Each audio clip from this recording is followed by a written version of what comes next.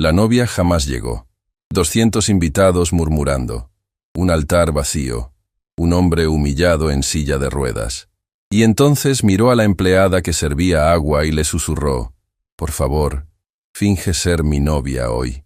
La música nupcial llevaba demasiado rato sonando en bucle. Demasiado. El cuarteto de cuerda no se atrevía a parar. Nadie había tenido el coraje de hacerles la señal, y el chirrido del violín se repetía sobre las sillas blancas como un reloj descompuesto. Sebastián Vega Montenegro lo escuchaba todo desde el centro del altar. Cada compás, cada carraspeo nervioso, cada murmullo que se extendía por el jardín como humo entre los 200 invitados que habían venido a verlo casarse. Apretó los brazos de su silla de ruedas hasta que los nudillos se le pusieron blancos. Hacía ya bastante que la novia debería haber entrado. El camino empedrado seguía vacío. La alfombra recién planchada sobre el césped del jardín de la Villa Magnolia seguía sin huellas. El arco floral, más alto que un hombre, sostenía rosas blancas que ya empezaban a marchitarse bajo el sol de la costa. Renata Aldana Sotomayor no aparecía. Y por la cara que traía Tomás Herreras y Fuentes acercándose por el costado, ya no aparecería nunca. Tomás era su abogado de toda la vida, el único hombre en el mundo en quien Sebastián confiaba con los ojos cerrados. Se inclinó por detrás de la silla con un celular en la mano y la cara pálida como una sábana. «Sebastián, hijo», murmuró, tan cerca que sus palabras casi le rozaron el oído. «Tienes que escuchar esto, pero te pido que respires antes». Sebastián tomó el aparato con un pulso que él mismo no se reconoció. Apretó el botón. La voz que salió de la pequeña bocina no era la voz dulce que él había aprendido a querer durante el último año y medio. Era una voz que él no había escuchado nunca antes en aquella mujer. Hueca, fría, terriblemente educada. «Sebastián, no puedo hacerlo. No me esperes en el altar. Lo intenté, te lo juro que lo intenté. Pero al despertar, hoy lo entendí. Yo no nací para empujar una silla por el resto de mi vida. No soy esa mujer. Y tú no mereces a alguien que te diga que sí mintiendo. Adiós». El mensaje se cortó. El silencio cayó sobre los hombros de Sebastián con el peso de una piedra de cantera. Detrás de él, el cuarteto de cuerda seguía tocando. «Diles que paren», pidió Sebastián, sin reconocerse la voz. Tomás levantó la mano. El violinista entendió. La música murió de golpe. Y entonces, sin la música, el murmullo de los invitados creció hasta volverse insoportable. Era como si todos hubieran estado esperando ese silencio para empezar a hablar. «¿Qué pasó? Lo dejaron. Pobre hombre. Yo se lo dije a mi marido. Esa muchacha nunca...». Las palabras llegaban a Sebastián por todos los costados, atravesando el jardín como flechas. Pobre. Esa palabra. La palabra que había aprendido a odiar más que ninguna otra. La palabra que la gente había empezado a usar al mirarlo desde aquella tarde, años atrás, cuando un camión sin frenos lo había dejado sentado en esa silla para siempre. Él, que había construido la red Hoteles Vega Magnolia desde una sola posada heredada de su abuela Inés, multiplicándola por la costa entera hasta convertirla en un imperio. Él, que había firmado contratos de millones sin que le temblara el pulso. Él, que había aprendido a vivir desde una silla de ruedas con la espalda recta, sin pedirle nada a nadie. Él era ahora pobre hombre. Cerró los ojos un segundo. Cuando los abrió, la vio. Camila Rosales Mendoza estaba de pie al borde del jardín, junto a una mesa de aperitivos, con una bandeja de copas de agua en las manos. Estaba muy quieta. Demasiado quieta para alguien que acababa de escuchar aquel mensaje rebotar entre los invitados como una piedra en una iglesia. Trabajaba en la Villa Magnolia desde hacía algunos años. La conocía de vista, una mujer joven, callada, que pasaba por los pasillos como si no quisiera molestar al aire. Y sin embargo, era la única persona en aquella casa que jamás lo había mirado con lástima. Cuando Sebastián volvió de la clínica de rehabilitación después del accidente, todo el personal de la villa había aprendido el mismo gesto: bajar la mirada, sonreír con esa sonrisa apretada que la gente bien intencionada le pone a los enfermos. Todos, menos ella. Camila lo miraba a los ojos. Le decía: «Buenos días, señor Vega», como si él siguiera siendo un hombre y no un caso. Le acomodaba la taza de café siempre en el mismo lugar exacto donde su mano podía tomarla sin estirarse. Le cambiaba las flores marchitas del estudio sin que él tuviera que pedirlo. Pequeños gestos, tan pequeños que él mismo no se había dado cuenta de que los había aprendido de memoria. Hay personas que pasan toda la vida cerca de uno sin que uno las mire. Y un día, son las únicas que siguen ahí cuando todo lo demás se cae. Camila estaba al borde del jardín, con la bandeja de copas, y lo miraba, no con lástima, con algo más antiguo, con algo parecido a entender. «Tomás», dijo Sebastián sin apartar los ojos de ella. «Ven aquí». El abogado se inclinó otra vez. «Necesito a esa mujer aquí, ahora, sin escándalo. Trae a Camila, la del servicio. La que sirve el café por la mañana». Tomás no preguntó. En toda una vida de servirle a aquella familia, había aprendido a no preguntar nunca cuando el patrón hablaba con esa voz. Caminó por el costado de las sillas, esquivando miradas que ahora ya no disimulaban nada, y se acercó a Camila. Habló con ella unos pocos segundos. Sebastián vio cómo a ella se le abría la boca por la sorpresa, cómo bajaba la bandeja sobre la mesa con un cuidado que no correspondía al momento, cómo se secaba las manos en el delantal con un temblor mínimo que solo alguien que la conociera podría haber notado. Y entonces caminó hacia él. El murmullo del público bajó, subió, volvió a bajar.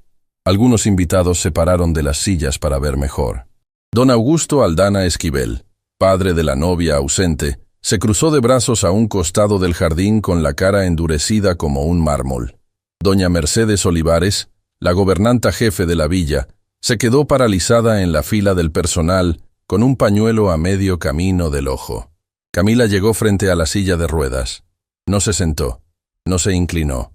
Quedó de pie, recta, con las manos cruzadas adelante, esperando. Sebastián levantó una mano y con una calma que no sentía por dentro, la posó sobre la mano de ella. El público entero contuvo el aire. «Camila», dijo él, en voz tan baja que solo ella pudo escucharlo. «Te voy a pedir algo imposible. Lo voy a pedir como hombre, no como tu patrón. Si dices que no, mañana sigues en tu trabajo, te subo el sueldo y nadie sabrá nunca lo que te pedí. Te lo prometo por la memoria de mi abuela, pero si dices que sí, vas a salvarme la vida». Ella no se movió, solo lo miraba. «Finge ser mi prometida. Hoy, solo hoy, que toda esta gente piense que la novia que se fue era un error, una confusión, y que tú eres con quien yo iba a casarme realmente. No tienes que firmar nada, no tienes que casarte. Solo tomar mi mano frente a ellos hasta que el último invitado se marche del jardín. Te lo suplico, Camila». Vio cómo a ella se le humedecían los ojos. No supo si era de espanto, de pena o de furia. Esperó. Y entonces, desde el costado del jardín, la voz de don Augusto cortó el aire como un cuchillo de cocina. «Esto es una farsa», gritó, caminando hacia el altar con pasos largos. «Esa mujer es una empleada de la casa. Yo la he visto pasar el trapo por el suelo de este mismo salón. Sebastián, por amor de Dios, no te humilles más de lo que ya te humillaron». Doña Mercedes soltó una exclamación ahogada. Una invitada de las primeras filas, una señora mayor con un collar de perlas, se llevó la mano al pecho. Otro invitado, un hombre de la junta directiva de Hoteles Vega Magnolia, se levantó de la silla con la cara descompuesta. Un fotógrafo, que había estado guardando la cámara, volvió a sacarla. Las cabezas se voltearon todas a la vez como un campo de girasoles. Camila no apartó la mano. Se enderezó, despacio, mirando primero a Sebastián, después al hombre que gritaba su condición desde el otro lado del jardín. Y entonces, para sorpresa de todos los presentes, incluyendo a Sebastián, que esperaba verla salir corriendo con la bandeja en la mano, ella habló, con voz tranquila, tan tranquila que el jardín entero la escuchó sin que ella tuviera que alzarla. «Mi nombre es Camila Rosales Mendoza», hizo una pausa, sosteniendo la mirada de don Augusto. «Y si el señor Vega me eligió a mí en este momento, soy yo quien tiene que responderle. No usted, señor». Un murmullo recorrió las sillas como una ráfaga de viento. «Una empleada de la casa», repitió don Augusto, con esa risa corta que la gente educada usa para ofender sin parecer grosera. «Una camarista. ¿Sabe usted quién es la familia de la que está hablando, muchacha?» «Sé exactamente quién es», contestó Camila. Y algo en cómo lo dijo hizo que don Augusto se quedara muy quieto. Algo en los ojos de ella, algo en la forma en que pronunció esas 4 palabras, hizo que aquel hombre poderoso, con su porte de patriarca y su acento de salones de mármol, perdiera el color por un segundo. Sebastián la miró. Hubo una fracción de instante en que vio a una mujer que él no había conocido nunca en aquella villa. No la del café. Otra, más antigua, más vasta. Algo en los hombros de Camila se enderezó como si llevara años esperando justamente este instante. Ella bajó la mirada hacia él, le apretó la mano. Y delante de todos, delante de los 200 invitados, de los fotógrafos que ahora disparaban en ráfaga, del padre de la novia ausente, de doña Mercedes que ya lloraba sin disimulo, del cuarteto de cuerda paralizado en el costado, del sol de la costa que empezaba a inclinarse, Camila Rosales Mendoza dijo fuerte y claro: sí. El jardín entero se quedó sin aire por un instante. Luego empezó un aplauso confuso, vacilante, alguien que no sabía si era el aplauso correcto. Otro lo siguió, otro más, hasta que el sonido de las palmas se volvió un río torpe, conmovido, mezclado con risas nerviosas y con algunos invitados que no sabían si estaban viendo el final de un escándalo o el principio de algo mucho más grande. Sebastián cerró los ojos. Por primera vez en mucho tiempo, sintió que volvía a respirar. Le apretó la mano a Camila como un náufrago que toca tierra después de horas de mar abierto. Y entonces, mientras los fotógrafos seguían disparando y los invitados, todavía aturdidos, empezaban a aplaudir más fuerte, Camila se inclinó hacia su oído. Lo hizo con una sonrisa serena para las cámaras, pero las palabras que le susurró nadie más las escuchó. Acepto, señor Vega, pero hay algo que usted tiene que saber sobre Renata Aldana. Algo que descubrí hace tiempo limpiando un cuarto de esta casa. Algo por lo cual ella jamás iba a llegar al altar de hoy, ni iba a llegar al altar de ningún otro día con usted. Cuando se entere, va a desear haberse casado con ella sin saberlo nunca. Sebastián abrió los ojos. La sonrisa de Camila no se borró ni un segundo, pero la mirada de ella tampoco apartaba la suya. Y mientras los aplausos crecían, mientras don Augusto giraba sobre los talones y abandonaba el jardín a paso firme, mientras Tomás se mordía el labio sin entender qué acababa de pasar exactamente delante de sus ojos, Sebastián entendió por primera vez en aquel día interminable que el altar vacío no era el final de nada.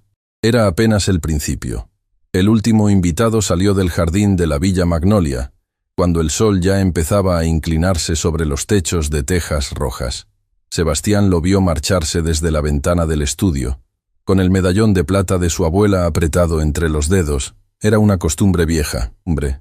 Cada vez que sentía que el suelo se le movía bajo los pies, sacaba el medallón del bolsillo y apretaba el grabado en la palma de la mano, hasta que el dibujo dejaba una marca pequeña en la piel.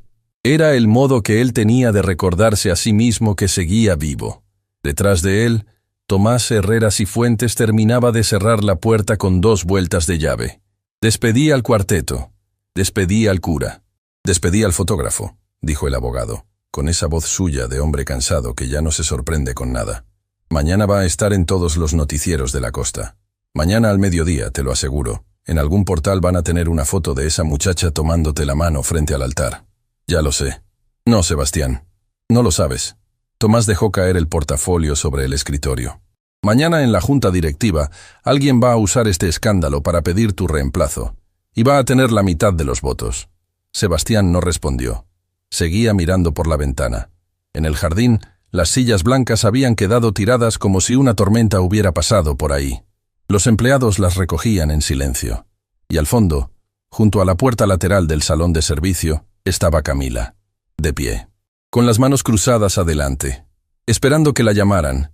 Llevaba esperando un buen rato, sin moverse, sin preguntar, sin ir a buscar nada que comer ni nada que tomar, solo de pie, con la espalda recta y la mirada baja, como una mujer que sabe esperar. «Hazla pasar», dijo Sebastián. Tomás dudó. «Sebastián, tú sabes perfectamente lo que esta mujer dijo en el jardín. Algo que descubrió limpiando un cuarto de esta casa. Necesito estar presente cuando hablemos de eso. Como abogado tuyo, no puedo permitir que... Hazla pasar sola». «Sebastián». «Sola, Tomás». El abogado apretó la mandíbula. Pero conocía a aquel hombre desde la época en que Sebastián era un muchacho flaco que estudiaba contabilidad en los libros heredados de su abuela. Sabía cuándo discutir y cuándo callar. Recogió el portafolio, abrió la puerta del estudio y se fue. Sus pasos se alejaron por el pasillo con un eco hueco. Camila entró un momento después. Cerró la puerta detrás de sí con el cuidado de quien lleva años aprendiendo a no hacer ruido en habitaciones ajenas. Caminó hasta el centro del estudio. Se detuvo a una distancia exacta, ni demasiado cerca ni demasiado lejos, y solo entonces levantó la mirada. Sebastián giró la silla de ruedas hasta quedar frente a ella. Por un instante ninguno de los dos dijo nada. La luz de la tarde caía oblicua sobre el escritorio, recortando una sombra larga del medallón sobre los papeles. Afuera, alguien arrastraba una silla por el césped. «Siéntate, por favor», dijo él. Ella negó con la cabeza. «Despacio. Si me siento, señor Vega, voy a ponerme a llorar. Y no quiero ponerme a llorar delante de usted hoy». Sebastián dejó pasar un segundo. Después, asintió. «Entonces quédate de pie. Pero quédate». Hubo otro silencio. Un silencio diferente del primero. Un silencio que ya no estaba lleno de jardín, ni de invitados, ni de cámaras. Era el silencio de dos personas que de pronto habían quedado solas en una habitación con algo enorme en el medio. «Camila, antes de hablar de lo que tú dijiste en el oído», empezó Sebastián midiendo cada palabra, «quiero que escuches algo. Lo que pasó ahí afuera no fue justo para ti. Yo te puse en una situación que ninguna mujer debería pasar. Te usé como un escudo delante de 200 personas. Y por eso, antes que nada, te pido perdón. De hombre a mujer». Ella parpadeó. No esperaba aquello. Probablemente esperaba un patrón despachando órdenes. Probablemente esperaba un sobre con dinero sobre el escritorio. Probablemente esperaba que le dijeran exactamente cuántos días tenía que seguir mintiendo y cuándo podría volver a su uniforme. No esperaba un perdón. «Señor Vega, Sebastián, aquí, dentro de esta habitación, soy Sebastián». Ella tragó. Apretó las manos una contra la otra. Pero no le tembló la voz cuando habló. «No tiene que pedirme perdón. Yo dije que sí porque quise. Nadie me obligó a nada. Y eso es importante que usted lo sepa, antes que cualquier otra cosa. Yo no soy una mujer que diga que sí por miedo. Lo dije porque, mientras usted me hablaba, vi en sus ojos algo que ya había visto antes en otra persona». «¿En quién?». Ella desvió la mirada hacia la ventana. «En mi marido. La noche antes de que muriera en aquella fábrica». Sebastián sintió que algo se le movía adentro del pecho. Eso no estaba en ningún reporte de empleados. Él jamás había mirado las fichas del personal de su casa. Para él, hasta hoy, Camila había sido una sombra discreta entre los muebles. «Pensé que era una muchacha soltera». «Sí, casi todos lo piensan. Una sonrisa pequeña, sin amargura. Llevo años de viuda. Mi esposo trabajaba en una mueblería que se llamaba Maderas del Litoral. Una máquina vieja que no tenía mantenimiento. Hubo un accidente. Él alcanzó a apartar a un compañero más joven que estaba con él. Por eso me lo trajeron como héroe.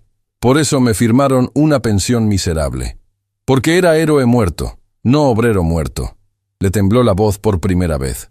La controló enseguida.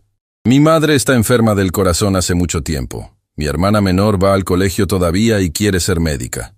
Yo soy la única persona que trae plata a esa casa. Por eso, cuando usted me ofreció el puesto en la villa hace algunos años, no le pregunté el sueldo. Acepté».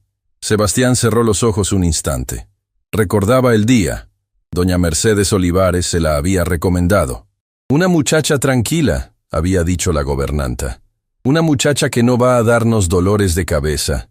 Y él había firmado el contrato sin levantar la cabeza de los papeles.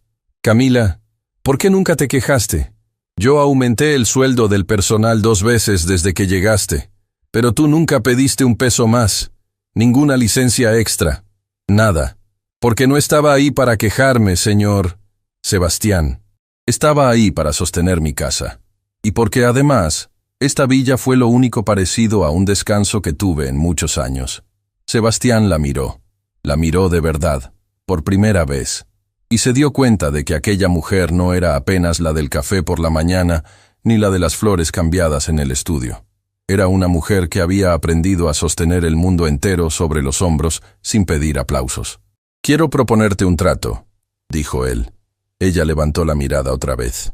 «Mañana al mediodía, mi junta directiva va a intentar usar este escándalo para sacarme del control de Hoteles Vega Magnolia. Llevan tiempo queriéndolo. La cadena tiene 15 hoteles de la costa, 2 en el interior, y vale más de lo que tú o yo podemos contar. Si me derrumban a mí, derrumban también el trabajo de mi abuela Inés, que está internada en el Hospital San Lázaro, y cuyo corazón no soporta otro disgusto. Hizo una pausa para tomar aire. Hablar de su abuela todavía le costaba físicamente. La única manera de pararlos es que yo tenga lo que un patrón llama estabilidad personal. En palabras claras, que yo aparezca con una mujer del brazo. Que esa mujer se siente en la primera fila de la próxima gala de caridad de El Mirador. Que asista a la cena anual de la Junta. Que me visite a mi abuela en el hospital y la abuela la conozca. Que las fotos de hoy no sean de un hombre humillado, sino de un hombre que cambió de mujer en el último segundo y eligió bien. Señor Sebastián, yo no sé caminar por una gala de caridad. Yo sirvo el agua en esas galas. No me siento en la mesa. Por eso te elegí. Hizo girar el medallón entre los dedos. La gente que sirve el agua en una gala ve cosas que la gente sentada en la mesa no ve. Y yo necesito una mujer que vea, no una mujer que pose. Camila se quedó muy callada. El trato es este, siguió él. Un tiempo. No más del estrictamente necesario para neutralizar a la Junta. Tú vas a aparecer a mi lado en los actos públicos. Vas a vivir, durante ese periodo, en el ala de huéspedes de la villa, no en la habitación del personal. Vas a aprender lo que tengas que aprender. Tomás se ocupará de eso. Yo, a cambio, voy a cancelar la deuda de la casa de tu madre con el banco. Voy a costear el tratamiento cardíaco de tu madre con el mejor equipo médico. Y voy a pagar la carrera completa de medicina de tu hermana Lucía, en la universidad que ella elija, hasta el último libro. Camila se llevó una mano a la boca. Es demasiado. No lo es. Tú me salvaste hoy delante de 200 personas y delante de mi propia junta directiva. Estoy poniendo precio a algo que no tiene precio. Y aún así, te estoy pagando menos de lo que vales. ¿Aceptas? Hubo un silencio largo. Camila bajó la mirada hacia el medallón que él tenía en la mano. Después la subió hasta los ojos de él, y respondió con la misma calma con que había respondido en el jardín. Acepto, pero con 2 condiciones. Dilas. La primera, cuando esto termine, sea cual sea el final, yo vuelvo a mi casa. No quiero quedarme aquí. No vine a esta villa a buscar marido. Vine a trabajar. Sebastián asintió con la cabeza. Hecho. La segunda. Durante este tiempo que vamos a estar juntos, usted no me toca. Ni para las fotos, ni delante de la gente, ni en privado. Mi mano sobre la suya, sí. La suya sobre la mía, sí. Eso ya lo aceptamos hoy en el altar. Pero nada más. No soy una mujer de adornos rápidos. No vine al mundo para serlo. Sebastián la miró durante unos segundos largos. Y después, despacio, con una seriedad casi solemne, le contestó. Hecho, te doy mi palabra. Por la memoria de mi abuela. Ella respiró hondo. Pareció que se le caía un peso enorme de los hombros. Entonces, estamos de acuerdo. Estamos de acuerdo, repitió él. Y por un instante, le sonrió. Fue una sonrisa pequeña, oxidada. Una sonrisa que no había usado en mucho tiempo. A Camila se le movió algo en la cara cuando la vio. Pero entonces ella se enderezó. Caminó hasta el escritorio. Apoyó las palmas sobre la madera oscura. Y lo miró con otra cara. Una cara que no era la del trato, sino la de lo que había prometido contarle desde la oreja, en el altar. Sebastián, antes de seguir adelante con esto, hay algo que tiene que escuchar. No voy a vivir bajo este techo, ni siquiera fingidamente, sin habérselo dicho. Habla. Hace algunos meses yo limpiaba el cuarto de huéspedes del ala oeste. La señorita Renata se hospedaba ahí cuando venía a quedarse fines de semana. Aquella tarde ella había salido temprano. Yo estaba aspirando la alfombra debajo de la cama cuando golpeé con la aspiradora una caja de zapatos que estaba debajo del colchón. Hizo una pausa. Tragó saliva. La caja se abrió. Cayeron papeles. Yo iba a guardarlos sin mirar. Pero mientras los recogía, vi una palabra. Un nombre. El nombre de su empresa, Sebastián. Hoteles Vega Magnolia. Y al lado, una firma que yo conocía de oír el nombre en esta casa. La firma del padre de ella, don Augusto Aldana Esquivel. Sebastián sintió que el medallón se le ponía frío en la mano. ¿Qué decían esos papeles, Camila? Ella lo miró. y respondió con una voz tan baja que él tuvo que inclinarse adelante para escucharla. No soy una mujer estudiada para entender un papel de empresa, Sebastián, pero leí lo suficiente para entender una cosa. En aquella caja había documentos firmados por don Augusto, donde se hablaba de cuándo iba a venderse esta cadena suya, como si fuera un trato ya hecho. Y la fecha de venta era posterior a la fecha de su boda con Renata. Hubo un silencio de hielo dentro del estudio. Me atrevo a decirle, terminó Camila con la voz todavía baja, que la señorita Renata no lo dejó hoy porque usted está en una silla. Ese mensaje fue una mentira, Sebastián. Lo dejaron hoy porque ya tenían firmado el día en que su empresa iba a dejar de ser suya. Y era un día en que usted ya tenía que estar casado con ella. Afuera, el último empleado terminó de arrastrar la última silla. Adentro, Sebastián cerró el puño sobre el medallón hasta sentir que el grabado le dolía en la palma. Por la ventana, la sombra del jardín ya empezaba a alargarse sobre la pared del estudio, y Sebastián entendió, por segunda vez en aquel día, que el altar vacío no había sido el final de nada. Era apenas el primer movimiento de una guerra que él, hasta hacía 5 horas, ni siquiera sabía que estaba peleando. Habían pasado algunos días desde la tarde del altar vacío. La Villa Magnolia parecía la misma de siempre por fuera. Los jardineros podaban los rosales, el portón blanco se abría y cerraba con su crujido habitual. Las cortinas del comedor principal se sacudían con la brisa del mar, pero por dentro algo se había desplazado, como cuando un cuadro queda torcido en la pared y nadie lo nota hasta que la luz cambia de hora y la sombra revela la inclinación.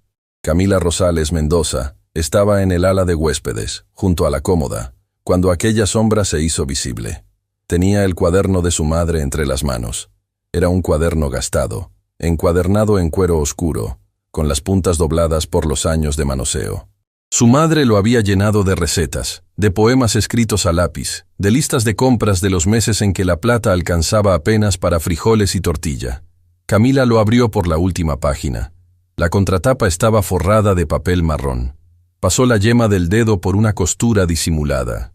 Adentro, plegados con una paciencia que no se aprende en ninguna escuela, estaban los papeles que ella había encontrado meses atrás bajo el colchón de Renata Aldana Sotomayor. Camilita, hija. La voz vino desde la puerta. Camila cerró el cuaderno con un movimiento natural y lo dejó sobre la cómoda. Doña Mercedes Olivares entró con un vestido en una mano y una caja de zapatos en la otra. La gobernanta había servido a aquella villa por 30 años. Había planchado pañuelos para doña Inés Vega cuando la abuela todavía caminaba por los pasillos. Había visto crecer a Sebastián desde niño. Tenía esa autoridad doméstica que las casas viejas otorgan a quien lleva tiempo barriendo sus rincones. Te traje lo que vamos a usar esta noche para la gala. ¿Te ayudo con el peinado? Yo me arreglo sola, doña Mercedes. No se preocupe. ¿Estás nerviosa? Un poco. Es la primera vez que entro a un sitio de esos por la puerta principal. Mercedes la observó con una sonrisa tibia. Camilita, hija. Sé que lo que pasó la otra tarde fue muy raro, pero entre tú y yo, el señor Vega te ha hablado de algo más, de los Aldana, de papeles, de empresa, de algún asunto privado. Camila no levantó la vista del vestido. El señor Vega solo me ha hablado de la gala, doña Mercedes. Dice que tengo que sonreír y dejar a Tomás contestar las preguntas. Nada más. Bien, bien. Mercedes se quedó un momento más de la cuenta junto a la cómoda. Sus ojos se posaron, casi sin querer, sobre el cuaderno gastado. ¿Es de tu madre, ese cuaderno? Sí, señora. Qué lindo guardar las cosas de los que se nos van. Mercedes le acarició el brazo con la misma ternura que se le da a un perro, al que se acaba de envenenar. Yo te dejo el vestido. Bajan en 1 hora. Cuando la gobernanta cerró la puerta, Camila se quedó muy quieta. Tomó el cuaderno otra vez. Lo deslizó dentro de su bolso pequeño, y se prometió a sí misma que aquel cuaderno no iba a quedarse a solas en aquella habitación ni un minuto más. Fue entonces cuando llamaron a la puerta de nuevo, esta vez con un golpe distinto, más bajo, con los nudillos. Adelante. Sebastián Vega Montenegro entró con la silla de ruedas, cerró la puerta con la mano, sin pedir ayuda. Llevaba el medallón de plata fuera del bolsillo, apretado contra la palma. Camila, dijo, con una voz baja que no era la voz del patrón. Antes de que bajemos esta noche, quiero que me cuentes una cosa más. Cuando hallaste aquellos papeles hace meses, ¿por qué no viniste directamente a mí? Ella lo miró largamente, y entonces le contó.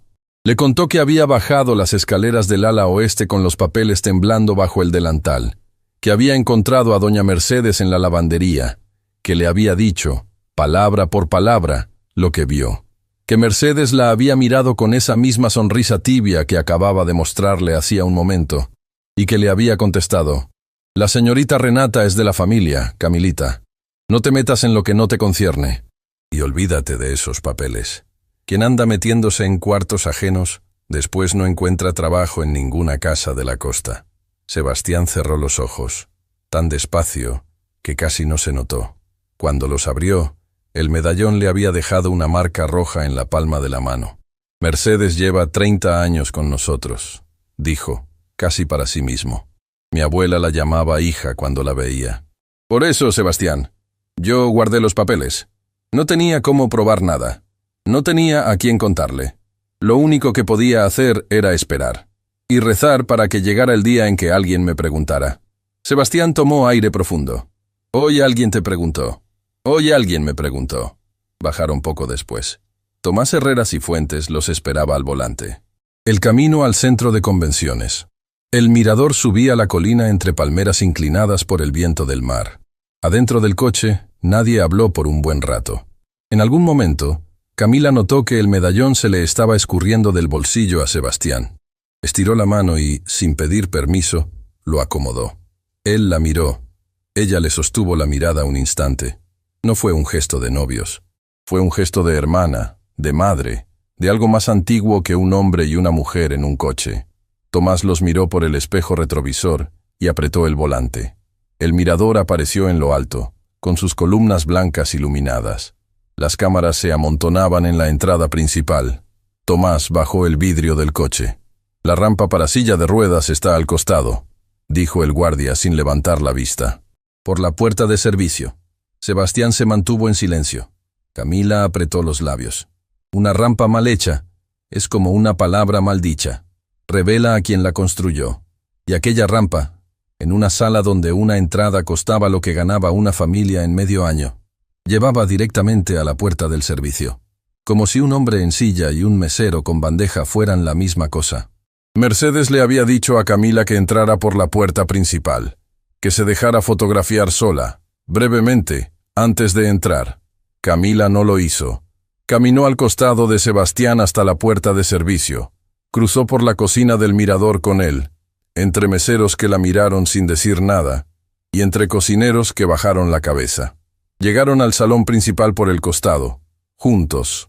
Adentro, las luces eran tibias. Las copas tintineaban.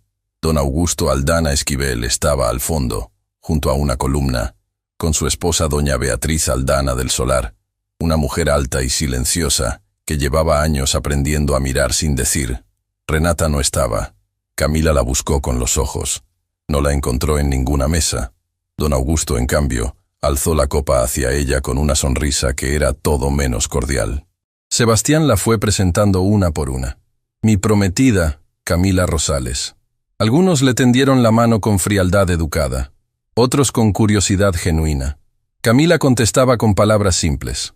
No intentó imitar el acento elegante de aquella sala. No pidió disculpas por el suyo. Habló como hablaba siempre. Y entonces, junto a una mesa lateral, una mujer de edad avanzada con un collar de perlas la tomó del brazo. Mi nombre es Esperanza Vergara de Castaños.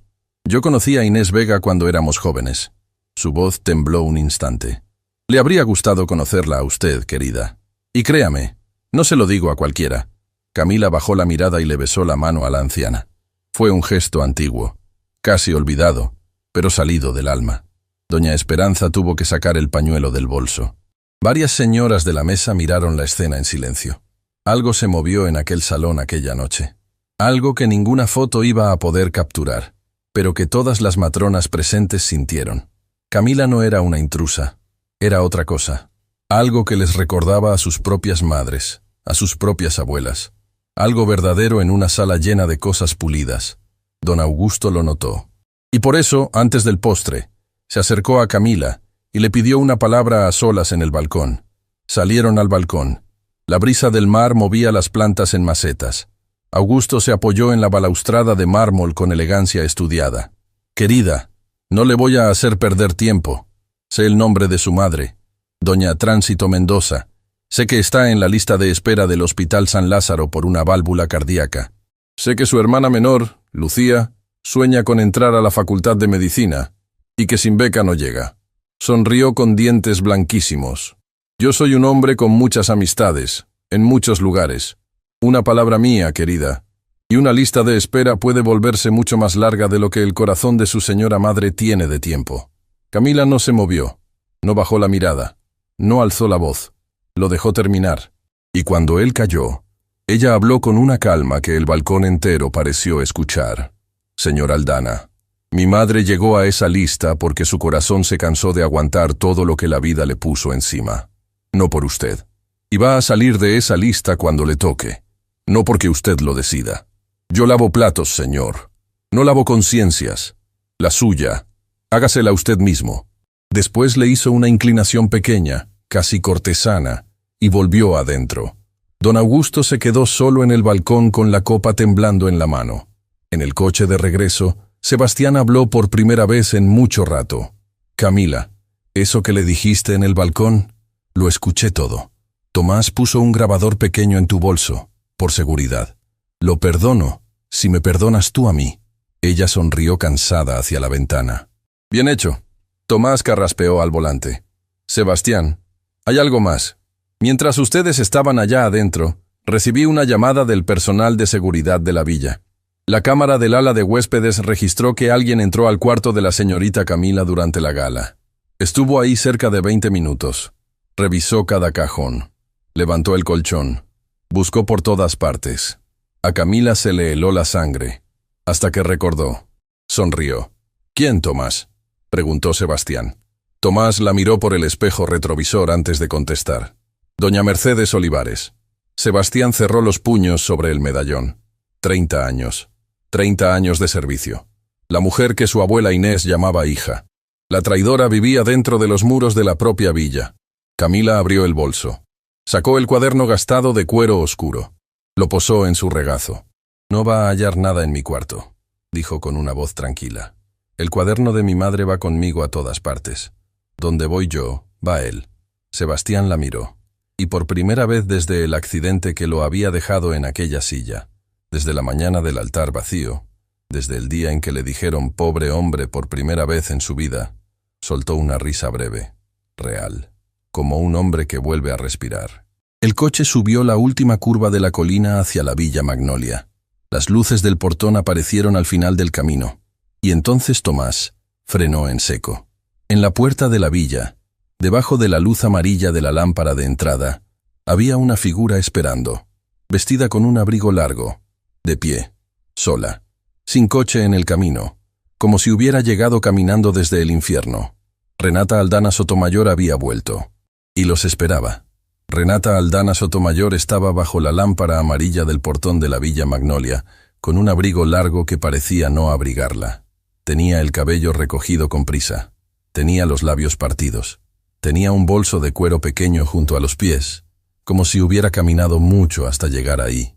Y, sobre todo, tenía una cara que Sebastián Vega Montenegro no le había visto nunca antes en todo el tiempo en que había creído conocerla. Tenía la cara de una mujer asustada. Tomás Herrera Cifuentes apagó el motor del coche. Nadie habló dentro del vehículo durante varios segundos. El medallón de plata seguía apretado en la palma de Sebastián. Camila Rosales Mendoza, en el asiento trasero, sostenía el cuaderno gastado de su madre contra el pecho como un escudo. «Tomás», dijo Sebastián con la voz baja, «bajen el portón eléctrico. No la dejen entrar a la propiedad. Yo voy a hablarle desde aquí». «Sebastián». «Desde aquí, Tomás». El abogado obedeció. Bajaron del coche.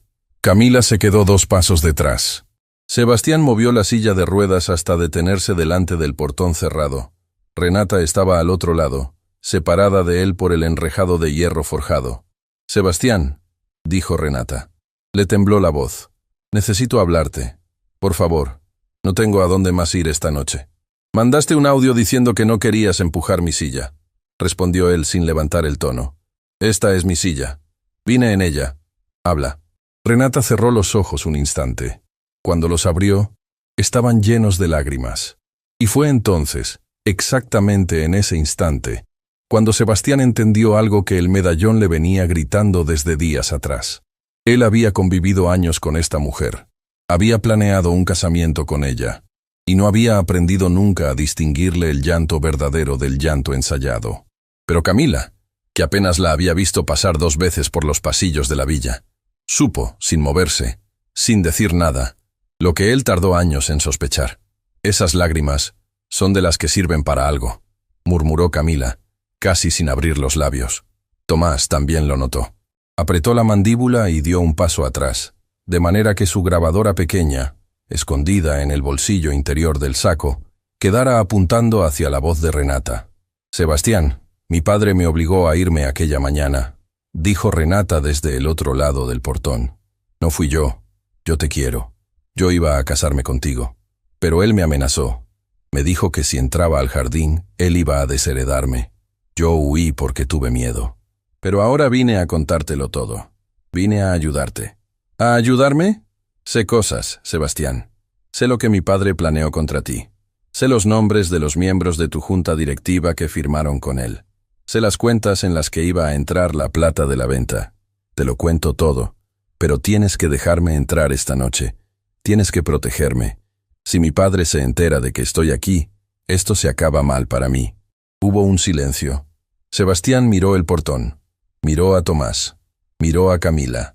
Y entonces, con una calma que él mismo no se reconoció, le habló a Renata por última vez de aquel modo. «Renata, vas a dormir esta noche en el Hotel Mirasol del centro. Tomás te paga la habitación con su tarjeta.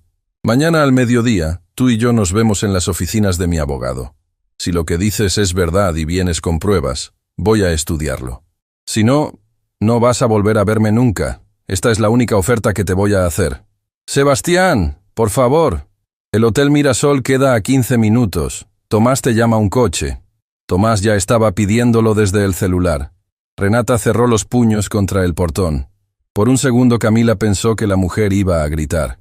No gritó. Se mordió el labio. Recogió el bolso pequeño del suelo y caminó hasta el borde de la calle a esperar el coche, con los hombros muy rectos. Cuando el coche se la llevó, Sebastián abrió la palma de la mano. El medallón le había dejado 2 marcas rojas, una al lado de la otra, como 2 golpes pequeños en el corazón. «Tomás», dijo, sin apartar los ojos del lugar donde había estado Renata.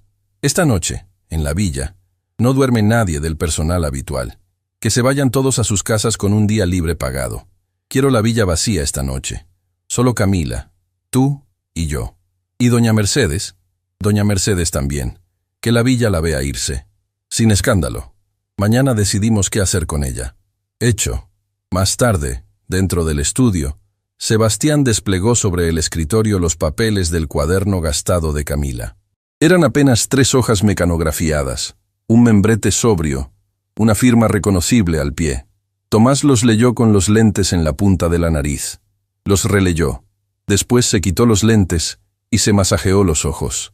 «Sebastián, esto solo no alcanza para hundir a don Augusto, pero sí alcanza para una cosa, para pedirle al juzgado mercantil una medida cautelar que congele la operación. Si presento esto mañana a primera hora, nadie puede vender ni una silla de la cadena Hoteles Vega Magnolia hasta que se aclare todo. Hazlo. Voy a necesitar el cuaderno como custodia de la prueba». Camila negó con la cabeza. «¿El cuaderno? No. Llévese los papeles. El cuaderno se queda conmigo». Tomás la miró. Entendió. Asintió con la cabeza. Hecho. Cuando Tomás salió del estudio, Sebastián y Camila quedaron solos. Afuera había empezado una llovizna pequeña que pegaba en los vidrios de la ventana sin hacer apenas ruido. «Camila», dijo Sebastián, «mañana al amanecer voy al Hospital San Lázaro. Mi abuela Inés tuvo una mala noche, según el mensaje que me llegó hace una hora. ¿Quieres venir conmigo?»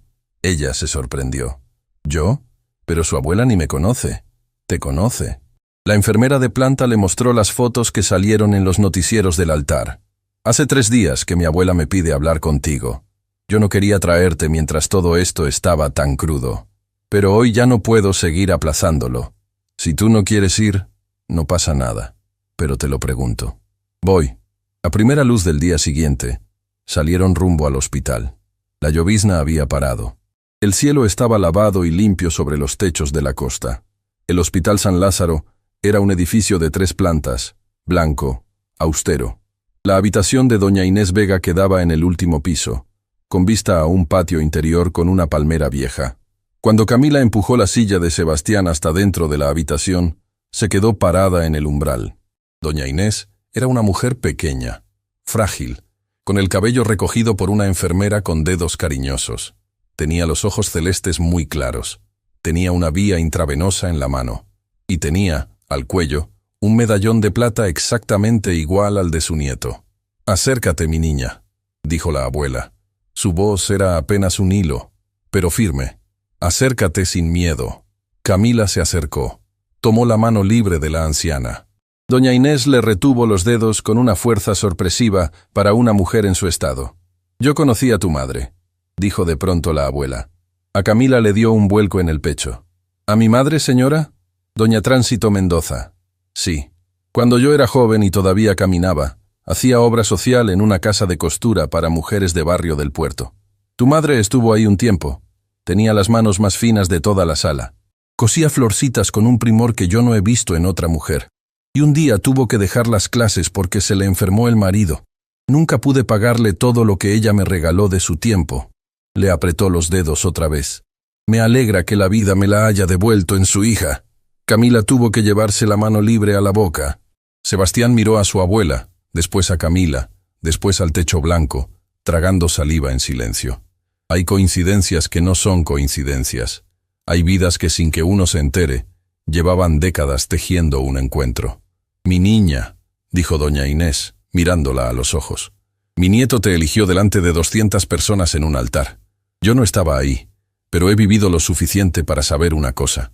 Cuando un hombre, en el peor momento de su vida, mira a una mujer y la elige sin saber casi nada de ella, no es porque esté loco. Es porque esa mujer, sin haber dicho una palabra, ya se le había hecho casa adentro. ¿Tú entiendes lo que te estoy diciendo?»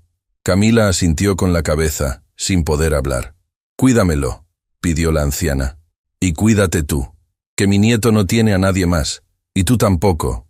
Doña Inés sacó entonces, de debajo de la almohada, un sobre de papel beige. Se lo entregó a Sebastián. «Esto es para ti, hijo. Si todo se complica más, tú lo abres. Si no se complica, lo guardas, y se lo das algún día a tus hijos. Yo no sé qué me queda de tiempo, pero quiero que esté en tu mano antes de cualquier cosa». Sebastián tomó el sobre. Le besó la frente. Camila les dejó un momento solos y salió al pasillo a respirar.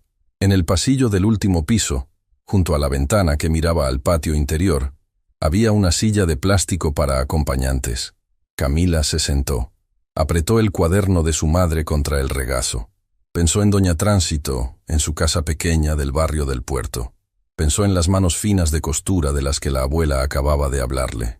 Pensó en su hermana Lucía durmiendo en una cama angosta, con un libro de biología abierto sobre la cara.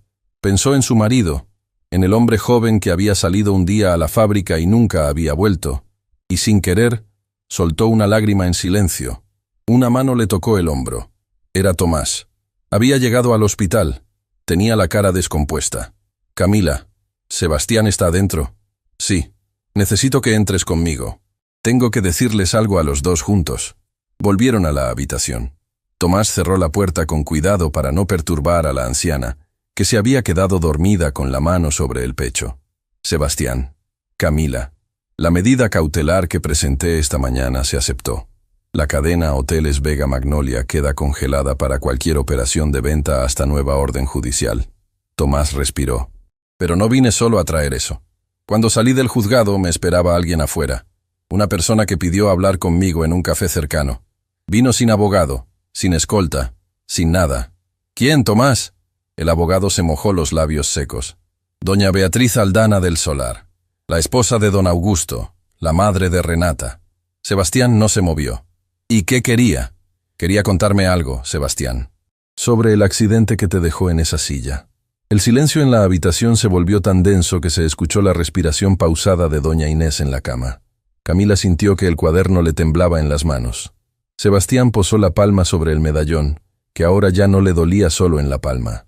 Le dolía adentro, como si por primera vez entendiera qué cosa había estado guardando todos esos años en aquella pieza pequeña de plata vieja. «Tomás», dijo, con una voz que ya no era la voz del patrón, ni la del prometido, ni la del nieto. Era la voz de un hombre que de repente entendía que su vida entera le había sido contada al revés. «Repíteme eso despacio, despacio». Tomás respiró hondo. «Aquel camión sin frenos, Sebastián, el que te dejó en esa silla. Doña Beatriz dice que no fue un accidente. La habitación del hospital quedó en un silencio que ni doña Inés, dormida con la mano sobre el pecho, alcanzaba a llenar. Sebastián Vega Montenegro miraba a Tomás Herrera Cifuentes como un hombre mira a otro hombre que acaba de encender un fósforo dentro de una habitación llena de papel viejo. «Repítelo, Tomás», murmuró, pero más despacio. Tomás sacó una libreta del bolsillo interior del saco. La abrió en una página marcada con un lápiz. «Doña Beatriz Aldana del Solar pidió encontrarse conmigo sola, sin escolta, sin chofer. Llegó en un coche público hasta la cafetería Arenas del Sur, junto al juzgado. Pidió un té. No se lo tomó. Me dijo, palabra por palabra, lo siguiente, que aquel camión que cruzó delante de tu coche en la curva de la subida al mirador, hace algunos años, no era un camión de empresa. Era un camión alquilado 2 días antes, a nombre de un hombre que ya está muerto. Un chofer al que pagaron en efectivo. Beatriz dice que estaba en la sala cuando su esposo cerró el trato. Sebastián cerró los ojos. Por un instante, la habitación entera se le movió, como si la silla de ruedas, después de años de quietud, hubiera tropezado con un escalón invisible. Camila se acercó, le posó una mano en el hombro. No dijo nada, solo dejó la mano ahí. Sebastián tomó aire profundo y la dejó. «Tomás», dijo abriendo los ojos, «¿por qué Beatriz vino a contar esto justo hoy? Llevamos años». «¿Por qué hoy?» «Porque Renata no era la primera novia, Sebastián. Y porque lo que iba a pasar contigo después de la boda no era solo perder la cadena hotelera. Era perder mucho más. Habla». Tomás se inclinó. Su voz bajó tanto que Camila tuvo que aproximarse para escucharlo. «Doña Beatriz dice que su esposo, don Augusto Aldana Esquivel, había firmado un contrato con un grupo extranjero. No solo iba a venderles la cadena, iba también a hacer que la directiva te declarara mentalmente incapaz para los negocios después del casamiento, alegando trauma post-accidente y depresión. Renata firmaría como esposa autorizada.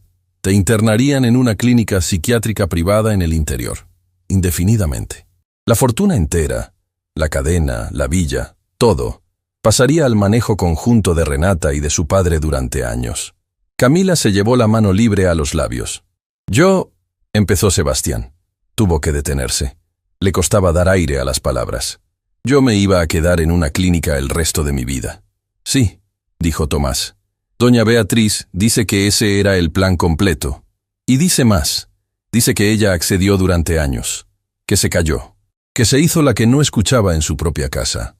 Pero que cuando Renata volvió anoche a la villa con el cuento de que su padre la había obligado a huir, Beatriz entendió una cosa.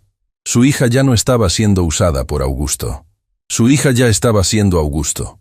Y por eso, por primera vez en 40 años de matrimonio, Beatriz tomó un coche público sin avisarle a nadie y vino a buscarme». Sebastián guardó silencio durante un buen rato. Después, despacio, sacó del bolsillo el sobre beige que su abuela le había entregado minutos antes. Lo apretó entre los dedos. «Mi abuela me dijo que abriera esto si todo se complicaba más», murmuró. «Yo creo que el momento es ahora, Tomás». Camila quiso retirarse. Sebastián levantó la mano libre y le pidió, con un gesto, que se quedara. Abrió el sobre.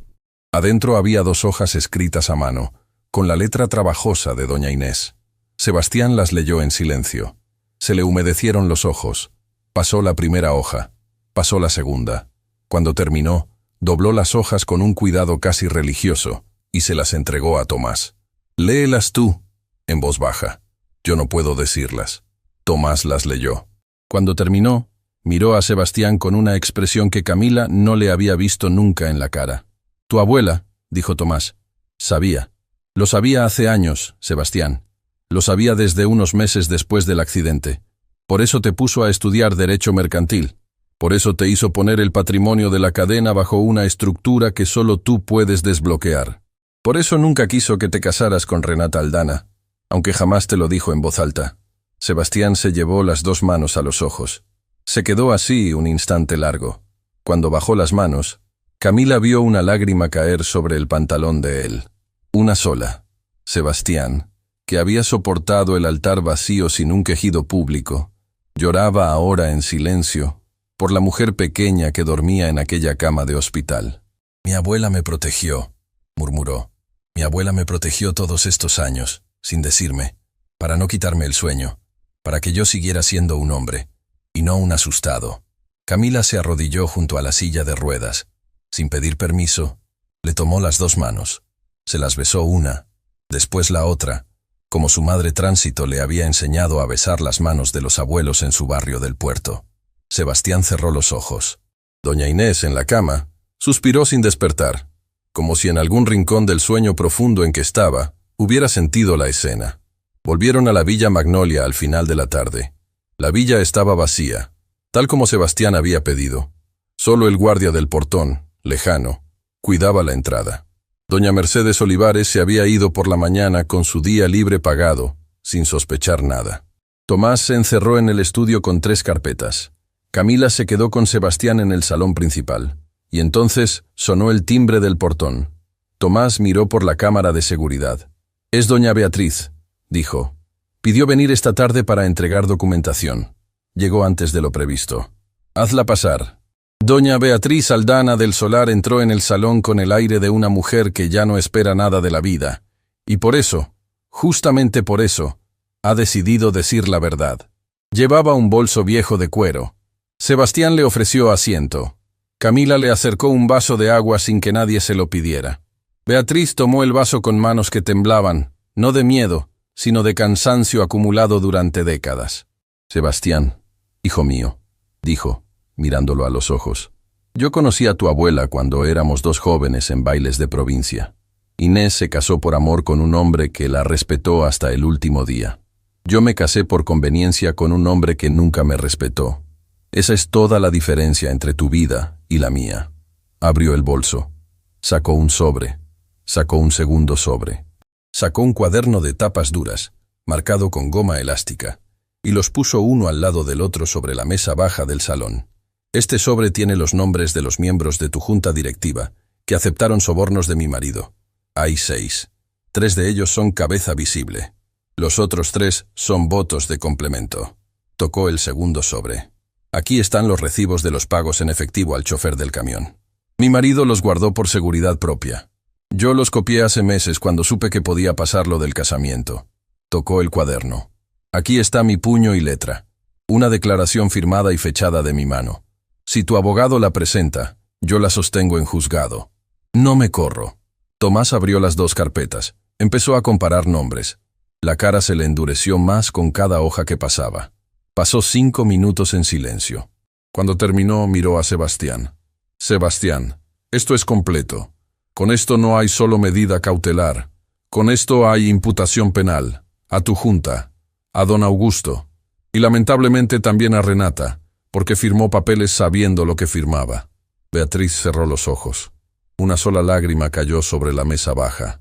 «Mi hija va a tener que responder ante la justicia. Lo sé. Para eso vine». Sebastián la miró. La miró largo rato. «Doña Beatriz», dijo, despacio, «yo no soy juez. No me toca a mí decidir lo que pase con su hija. Pero le digo una sola cosa, mujer a mujer con mi prometida aquí presente». Camila levantó los ojos, sorprendida por la forma del nombramiento. Si su hija hubiera entrado al jardín aquella mañana del altar, sería una mujer aún peor de la que es hoy, porque hubiera empezado una vida entera de mentir cada día al lado mío, hasta el día en que decidiera firmar mi internamiento.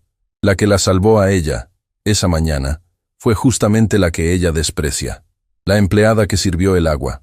Esta mujer. Camila bajó la mirada. Beatriz no la apartó. «Lo sé, hijo», dijo en voz baja. «Yo lo sé. Cuando vi en el noticiero la foto del altar, cuando vi a Camila tomarte la mano sin saber siquiera quién eras tú en realidad, supe que mi hija acababa de perder algo que ya nunca iba a recuperar. La oportunidad de ser una mujer buena. Hubo silencio. Después, Beatriz hizo algo inesperado. Se levantó. Caminó hasta donde estaba sentada Camila. Le tomó las dos manos, igual que Camila había tomado las de Sebastián horas antes en el hospital. «Tu suegra», dijo Beatriz, con la voz quebrada. «Jamás vas a tenerla. Pero permíteme, esta tarde, ser por un minuto la mujer mayor que te diga. Gracias. Gracias, Camila, por sostener a este hombre cuando los míos lo estaban tirando al pozo. Gracias por ser lo que mi hija no quiso ser. Que la vida te lo devuelva. Yo, desde la sombra que me queda, voy a pedírselo cada día». Camila se mordió los labios para no llorar. Apretó las manos de Beatriz. No dijo palabra. Cuando Beatriz se fue, Tomás cerró el portón de la villa con doble vuelta. Volvió al salón. Sebastián seguía mirando la mesa baja con los 3 documentos. «Tomás», dijo, sin levantar la vista. «Mañana al mediodía Renata se sienta en tu oficina, según el acuerdo que le hicimos anoche. Quiero que vaya yo también. Quiero verla a la cara una última vez. Quiero que sepa que su madre vino antes que ella. Sebastián, no es necesario que vayas tú. Yo puedo... Voy yo. Y Camila viene conmigo». Camila levantó la mirada sorprendida. «¿Yo, Sebastián? Esa reunión es entre ustedes. Esa reunión es entre la mujer que casi me mete en una clínica para siempre y el hombre al que ella creyó que podía mandar al fondo del pozo. Tú vienes porque tú eres la que vio antes que nadie. Tú vienes porque tu palabra, en esta historia, ya pesa más que la de cualquiera». Camila tragó. «Voy». Esa noche, Tomás se quedó trabajando hasta la madrugada en el estudio. Sebastián durmió poco. Camila, en el ala de huéspedes, sostuvo el cuaderno de cuero de su madre contra el pecho y no logró dormir tampoco. En su cabeza giraba la frase que Beatriz le había dicho al despedirse, ya en la puerta, en voz tan baja que solo ella la había escuchado. «Camila, hija, cuídate. Cuando un hombre como mi marido se ve perdido, se vuelve más peligroso, no menos». Al día siguiente, a primera hora, Tomás recibió una llamada en el celular que casi le hace soltar la taza de café. Era el director general del Hospital San Lázaro. «Señor Herrera, necesito que el señor Vega venga inmediatamente. Tuvimos una situación esta madrugada con la habitación de doña Inés Vega». Tomás sintió que le bajaba un frío. ¿Está bien?» «Ella está bien. Pero alguien intentó entrar a su habitación durante la noche, fingiendo ser personal médico. La enfermera de turno lo descubrió a tiempo. Llamamos a la policía. El hombre escapó. Pero dejó algo, señor Herrera. Dejó algo en la mesa de luz de doña Inés». «¿Qué dejó?» El director del hospital tardó un momento en responder.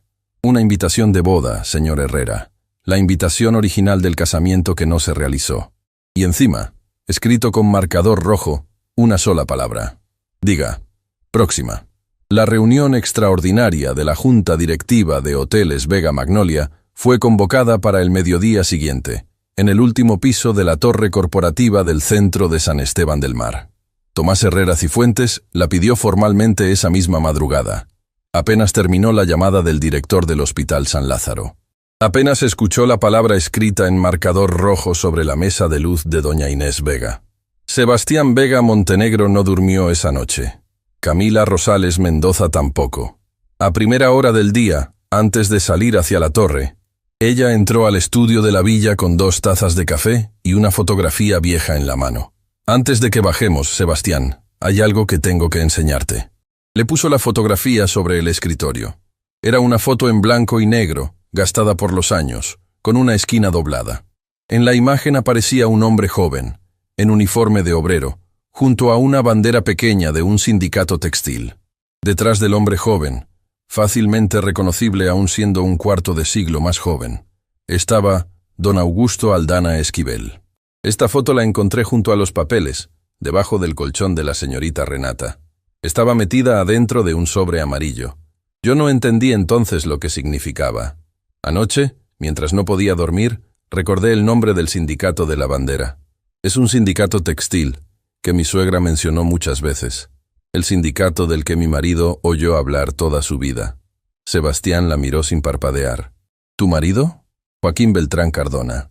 Camila pronunció el nombre como quien saca una piedra del fondo de un bolsillo. Joaquín trabajó toda su vida en mueblería. Sí, pero su padre fue obrero textil. Y todos los obreros textiles de esta costa saben una historia que nunca se cuenta en voz alta. Hace muchos años, un líder sindical fue golpeado al salir de una asamblea. Quedó con una pierna que ya no le funcionó nunca más. La policía dijo que había sido un asalto. Los obreros sabían que no. Los obreros sabían quién había mandado a aquellos hombres, pero nadie tenía nada para probarlo.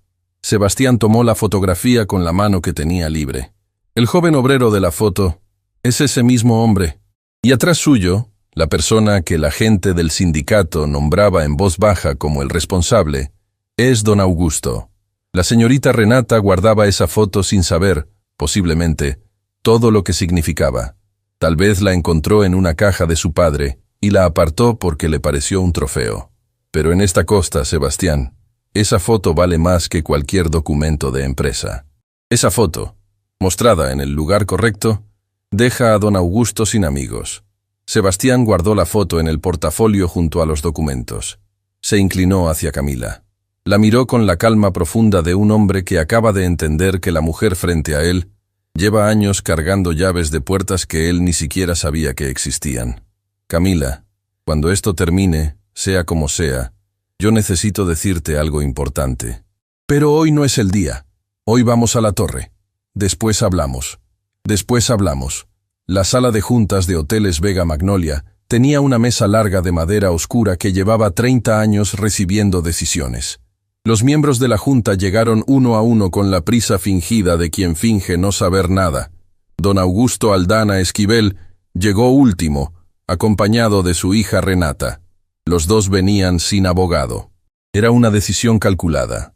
Augusto seguía creyendo, hasta ese mediodía, que controlaba el tablero.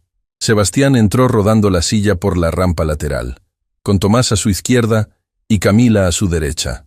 Camila no se sentó al fondo. Se sentó al lado del puesto de Sebastián, en el lugar de las acompañantes oficiales. Don Augusto la miró y sonrió con esa sonrisa pequeña que la gente educada usa para ofender. «Querida», dijo, antes de que la reunión empezara, «veo que hoy no nos sirve usted el agua. Suba de nivel, suba de nivel». Hubo una risita corta entre dos miembros de la junta. Camila no se inmutó. Tomás abrió el portafolio. Sacó las dos carpetas. Sacó el cuaderno escrito a mano. Sacó la fotografía y los puso, uno por uno, sobre la mesa larga. Doña Esperanza Vergara de Castaños, miembro honoraria del Consejo desde la época de doña Inés Vega, se inclinó hacia adelante en el extremo de la mesa. Era una mujer mayor, de palabra escasa y respetada por todos los presentes. Había aceptado venir esa mañana cuando Tomás la llamó al amanecer. Sebastián habló sin levantar la voz. No la levantó ni una sola vez en los siguientes 20 minutos. Hoy esta junta tiene 3 puntos en el orden del día. Lectura de la medida cautelar emitida ayer por el juzgado mercantil congelando cualquier operación de venta de la cadena. Lectura de los nombres de los 6 miembros de esta junta que recibieron pagos en efectivo de don Augusto Aldana para preparar mi destitución por presunta incapacidad mental, basada en el accidente que me dejó en esta silla, con vistas a una internación clínica indefinida posterior a mi casamiento. Y finalmente, lectura de la declaración firmada por doña Beatriz Aldana del Solar, esposa del señor Aldana, que entregó ayer documentación completa y se comprometió a sostener su declaración en juzgado. La sala entera se quedó sin aire. Don Augusto se puso de pie tan despacio que pareció que las piernas le pesaban toneladas. «Esto es una calumnia indignante». «Don Augusto», dijo Tomás, con la voz neutra que solo los abogados que ya ganaron usan al hablarle a los abogados que ya perdieron. «Le sugiero que se siente. Antes de continuar, vamos a pasar al anexo de la prueba». Tomás colocó la fotografía en el centro de la mesa. Doña Esperanza Vergara se ajustó los lentes. Se inclinó. Miró la foto durante un largo momento. Cuando levantó los ojos, los tenía húmedos. «Esta cara», dijo, mirando directamente a Augusto. «Yo la conozco. Mi hermano fue obrero textil en este puerto, señor Aldana. Yo crecí escuchando un nombre en mi casa que nunca se decía en voz alta. Hoy, por fin, después de muchos años, le pongo cara a ese nombre». 3 miembros de la junta empujaron sus sillas hacia atrás, alejándose físicamente de Augusto. Era un gesto pequeño. Pero todos en aquella sala sabían que un gesto pequeño, en una mesa de poder, vale más que un grito. Renata Aldana Sotomayor se mordió los labios. Empezó a hablar. Yo voy a contar mi parte. Yo voy a colaborar. Yo no sabía... Señorita Aldana, cortó Tomás sin mirarla. Su parte la cuenta usted en la fiscalía. Aquí en esta junta, hoy, no se le ha dado la palabra. Renata se dejó caer en la silla. Por primera vez en su vida adulta, parecía una mujer pequeña. Sebastián levantó una mano. Pidió la palabra final. Camila lo miró. Él, en cambio, miró a Camila.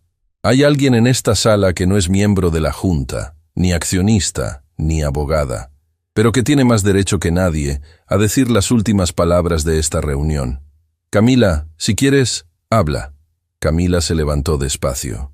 Apoyó las manos sobre la mesa larga, igual que las había apoyado sobre el escritorio del estudio aquella primera tarde.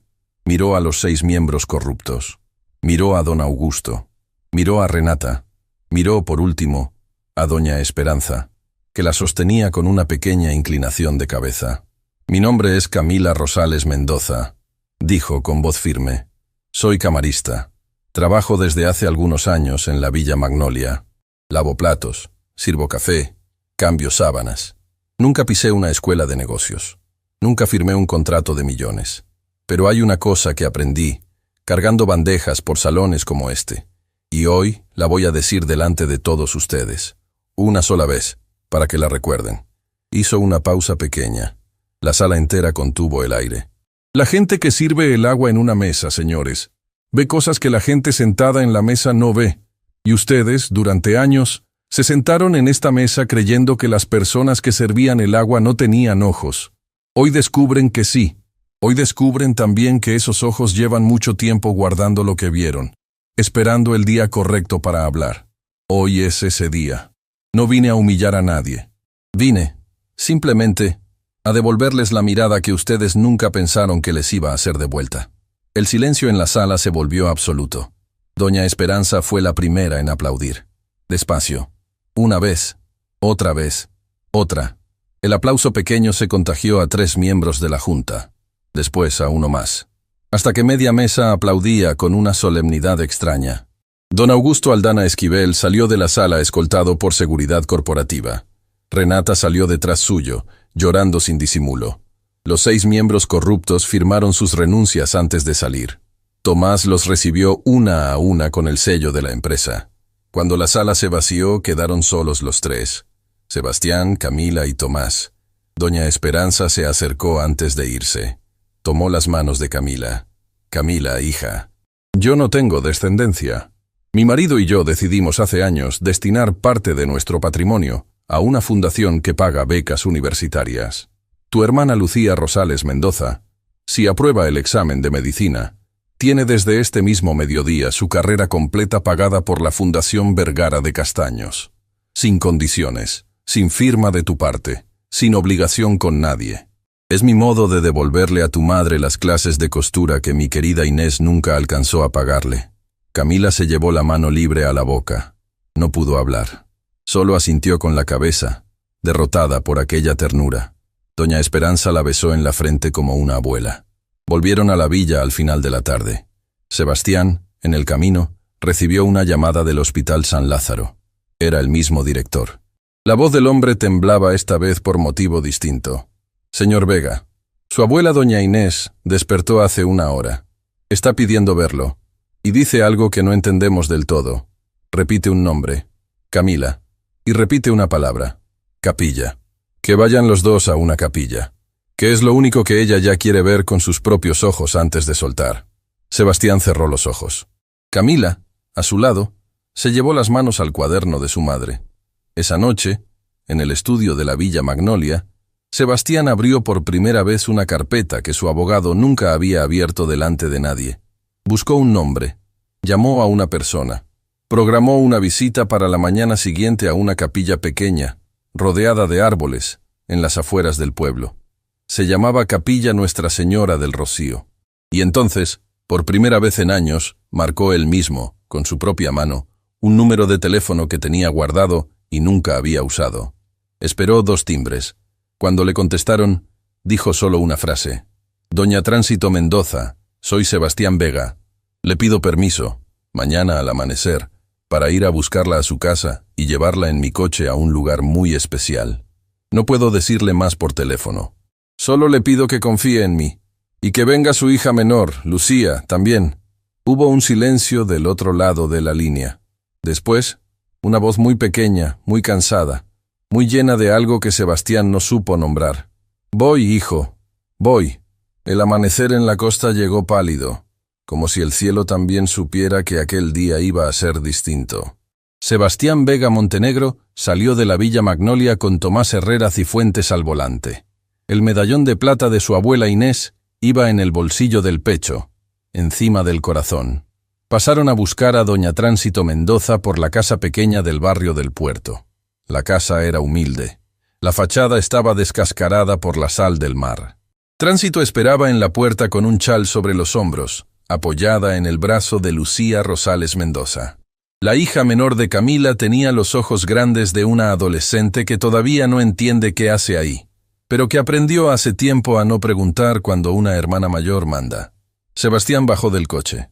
Caminó con la silla hasta donde estaba la madre.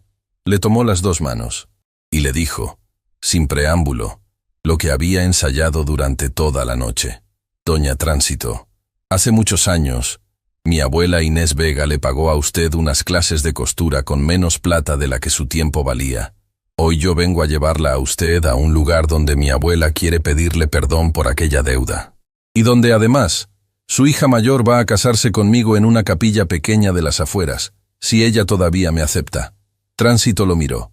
Sebastián vio en aquellos ojos cansados un fondo de luz que el cuerpo gastado no había logrado apagar. Hijo, dijo ella despacio, si Camila te aceptó delante de 200 personas sin saber siquiera quién eras, te aceptará hoy con todas las luces prendidas. Vamos. En la villa, mientras tanto, doña Mercedes Olivares fue recibida en el estudio. Llegó pensando que volvía a un trabajo que llevaba 30 años ejerciendo. Al entrar, encontró a Camila sentada en el sillón principal, con el cuaderno gastado de cuero apoyado sobre el regazo. Mercedes se quedó parada en el umbral. Doña Mercedes, dijo Camila sin levantar la voz. La señora Inés la llamaba a usted hija en otros tiempos. Por respeto a esa palabra, hoy nadie va a denunciarla a la policía. Tomás guardó la grabación de la cámara del ala de huéspedes en una caja fuerte. La caja fuerte se queda cerrada para siempre. Pero usted, doña Mercedes, a partir de esta mañana, no vuelve a poner un pie en esta villa. Nunca más. Su jubilación está depositada. Sus cosas, embaladas. Que la vida le pese lo justo y nada más. Mercedes abrió la boca, la cerró, bajó la cabeza y se retiró, escoltada por el guardia del portón, sin pronunciar palabra. Cuando el portón eléctrico se cerró tras ella, Camila respiró por primera vez en muchos meses, como si la villa entera fuera, ahora sí, una casa habitable. La capilla Nuestra Señora del Rocío estaba al final de un camino de tierra rodeado de algarrobos viejos. Era una construcción pequeña, de piedra clara, con un tejado de tejas rojas que el sol de la mañana empezaba a calentar. No había invitados, no había fotógrafos, no había junta directiva. Había, apenas, las personas que importaban. Doña Inés Vega llegó en una ambulancia del Hospital San Lázaro, autorizada por el director en persona, acompañada por la enfermera de cabecera. Bajaron una camilla con ruedas hasta la puerta de la capilla. La acomodaron junto al altar, levemente reclinada, para que la abuela pudiera ver. Tenía los ojos celestes muy claros, y aquella mañana, una lucidez serena que la enfermera le susurró a Sebastián que era posible que no volviera a tener. Camila entró sostenida del brazo izquierdo por su madre Tránsito y del brazo derecho por su hermana Lucía. Llevaba un vestido sencillo, ningún velo largo, ninguna corona, solo una ramita de jazmín del jardín de la villa, sostenida en la mano derecha. Se había peinado ella misma frente al espejo del ala de huéspedes, esa madrugada, con las manos firmes de una mujer que sabe que los días grandes no se delegan. Doña Tránsito caminó despacio, deteniéndose cada pocos pasos para tomar aire. Lucía, del otro lado, le sostenía el codo con una ternura que solo tienen las hermanas menores cuando entienden, de pronto, que la mayor también necesita ser cuidada. Sebastián las esperaba al pie del altar, en su silla. Tomás Herrera Cifuentes hacía las veces de testigo. Doña Esperanza Vergara de Castaños, sentada en el primer banco, hacía las veces de la familia ampliada que la vida les iba dando. Cuando Camila llegó al altar, doña Inés levantó la mano descarnada y le pidió un momento al sacerdote. «Espere, padre», dijo la abuela con voz quebrada pero clara. «Antes de que esta muchacha jure nada delante de Dios, su abuela en Cristo tiene que pedirle perdón a su madre delante de todos». Tránsito Mendoza se acercó a la camilla. Le tomó la mano a Inés. «No hay nada que perdonar, mi señora», murmuró Tránsito. «Aquellas clases me regalaron unas tardes felices en una vida en que las tardes felices fueron pocas». «Las hijas de uno», respondió Inés con un hilo de voz. «A veces se cruzan por caminos que las madres no podemos entender hasta el final. La suya y el mío se cruzaron. Que el mismo Dios que nos juntó tarde nos perdone a las dos por no habernos buscado antes». Las dos mujeres mayores se sostuvieron la mirada. Tránsito le besó la mano a Inés. Inés le besó la frente a Tránsito. Y solo entonces el sacerdote pudo seguir. Sebastián tomó las manos de Camila. Le dijo sus votos despacio, mirándola a los ojos. Le dijo que la había elegido en el peor instante de su vida porque aquella mujer ya se le había hecho casa adentro sin que él lo supiera. Le dijo que la silla de ruedas era apenas un mueble, pero que ella era el techo. Le dijo que no le pedía sostenerlo a él, sino caminar a su lado. Que aquellas piernas que le faltaban a él las prestaban juntos los pasos de ella. Camila respondió con una calma que conmovió a la enfermera, a Tomás, a Esperanza y al sacerdote. Le dijo a Sebastián que ella había aprendido, en los pasillos de aquella villa, que ser vista por un hombre vale más que ser deseada por todos los demás. Que ella no traía dote, ni apellido, ni patrimonio. Que traía solamente un cuaderno gastado de cuero oscuro, con poemas de su madre y recetas escritas a lápiz. Que aquel cuaderno, a partir de aquella mañana, sería de ellos dos. Cuando se besaron, no hubo aplausos. Hubo, apenas, el ruido pequeño del viento moviendo las ramas de los algarrobos y un sollozo contenido de Tránsito en el primer banco. Doña Inés Vega cerró los ojos despacio. La enfermera se acercó, alarmada. La abuela abrió los ojos otra vez. «Tranquila, mi niña», le dijo a la enfermera. «No me voy todavía, pero quería verlo, y lo vi. Ahora puedo descansar bien». Doña Inés vivió varias semanas más, en su habitación del Hospital San Lázaro, recibiendo cada tarde la visita de Camila, que le leía pasajes del cuaderno gastado de cuero. Tránsito Mendoza recibió un trasplante en una clínica privada que la Fundación Vergara cubrió por completo, y se recuperó lo suficiente para volver a sentarse al sol del patio de su casa pequeña, junto a la sal del mar, a coser florcitas para la nieta que no llegaría nunca, pero que ella seguía esperando con la paciencia de las madres antiguas. Lucía Rosales Mendoza pasó el examen de medicina con la mejor nota de su promoción. Don Augusto Aldana Esquivel fue procesado por la justicia. Doña Beatriz Aldana del Solar sostuvo su declaración hasta el final.